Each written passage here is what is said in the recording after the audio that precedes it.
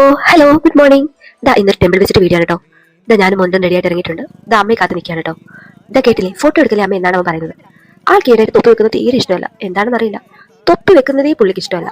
ചെറിയ ചാറ്റൽമഴയുണ്ട്, തൊപ്പി വെക്കാതെ അവനെ കൊണ്ടുപോകാൻ എനിക്കൊരു ചെറിയ പേടി. ഒരുവിധം പറഞ്ഞ് തൊപ്പിയൊക്കെ വെച്ച് സെറ്റാക്കി അമ്മ ഇറങ്ങിയിട്ടുണ്ട്. ഇന്ന് നമ്മൾ പോകുന്നത് ചെട്ടുകുളങ്ങര അമ്മയെ കാണാനാണ് കേട്ടോ. ഇവിടെ നിന്നൊരു 24 കിലോമീറ്റർ ഉണ്ട് കേട്ടോ.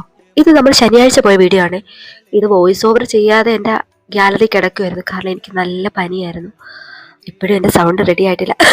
കണ്ടോ, ചുമച്ചുകൊണ്ടേയിരിക്കും. ആ രീതിയിലുള്ള ഒരു വോയിസ് ഒന്നും കറക്റ്റ് ആയിട്ടില്ല. പിന്നെ ഇത് വെറുതെ ഇട്ട് മടുപ്പിക്കേണ്ടെന്നും പറഞ്ഞങ്ങ് ചെയ്യുവാണ്. അങ്ങനെതാ ഞങ്ങൾ അമ്പലത്തിലെത്തി.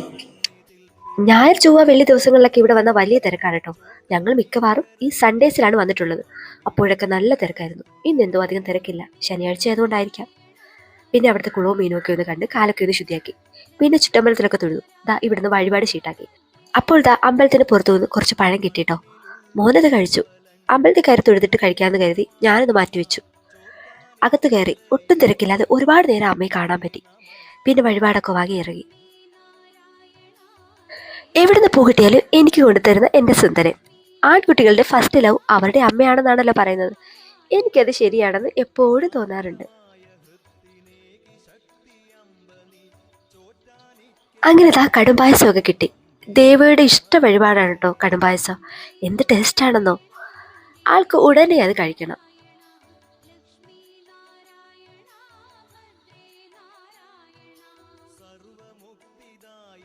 തൊഴുതിറങ്ങിയപ്പോൾ അവിടെ ഫുഡ് കൊടുക്കുന്നുണ്ടായിരുന്നു.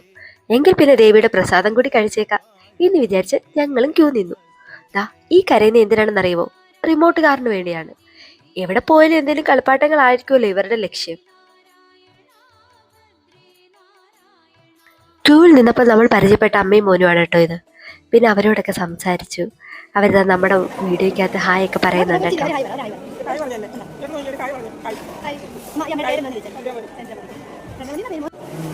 ഹലോ, ഹായ് പറ.